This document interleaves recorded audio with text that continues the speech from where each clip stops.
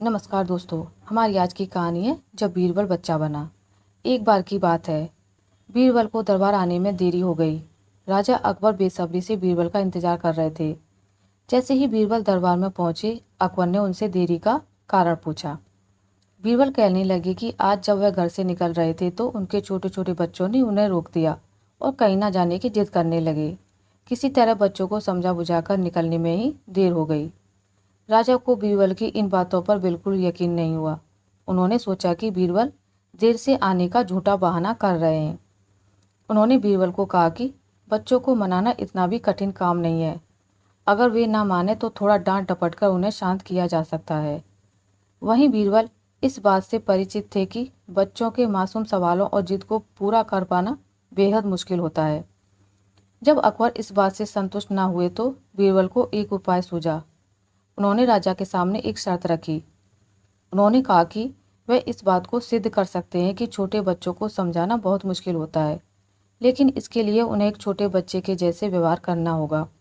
वह राजा को उन्हें समझाना होगा। राजा इस शर्त के लिए तैयार हो गए। अगले ही पल बीरबल एक बच्चे के जैसे चिल्लाने और रोने लगे। राजा ने उन्हें मनाने के लिए उन्हें अपनी गोद में उठा लिया। बीरबल गोद में बैठकर राजा की लंबी मूंछों से खेलने लगे। कभी वे बच्चों की तरह मुंह बिगाड़ते तो कभी मूंछों को खींचने लगते। अभी तक राजा को कोई आपत्ति नहीं हो रही थी। जब बीरबल मूंछों से खेलकर थक गए तो गन्ना खाने की जिद करने लगे। राजा ने बच्चा बने बीरबल के लिए गन्ना लाने का आदेश दिया। जब गन्ना लाया गया तो बीरबल ने नई जिद पकड़ ली कि उन्हें छिला हुआ गन्ना चाहिए।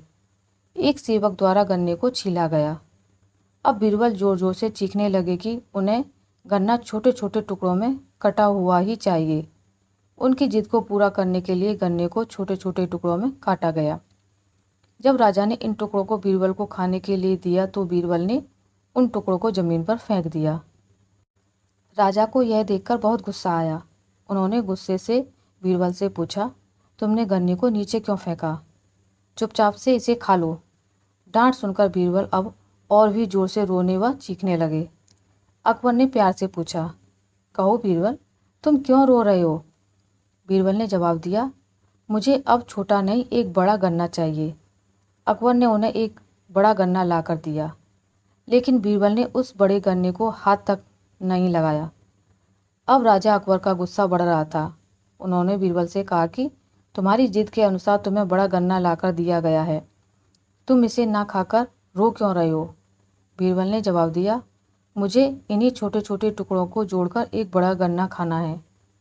राजा ने बीरबल की इस जिद को सुनकर अपना सिर पकड़ लिया और अपनी जगह जाकर बैठ गए। उन्हें परेशान देखकर बीरबल ने बच्चा बनने का नाटक खत्म किया और राजा के समक्ष गए। उन्होंने राजा से पूछा, क्या अब आप इस बात से सहमत हैं कि बच्चों को समझाना यकीनन एक मुश्किल काम है? राजा ने हाँ में सिर हिलाया और बीरबल को देख मुस्कुराने लगे। बच्चे बहुत मासूम होते हैं। अक्सर हम उनके नादान सवालों का जवाब नहीं दे पाते, लेकिन फिर भी उन्हें प्यार से समझाकर व अनेक उदाहरण देकर उनकी जिद व जिज्ञासा को शांत किया जा सकता है। आशा करती हूँ आपको मेरी आज की कहानी अच्छी लगी होगी। अगर आपको मेरी कहानी अच्छी लगी है तो इसे लाइक करें, ज़्यादा से ज़्यादा शेयर करें, और अगर आप मेरे चैनल पर नए हैं तो इसे सब्सक्राइब करना ना भूलें। मिलते हैं एक नई कहानी के साथ, तब तक के लिए नमस्कार।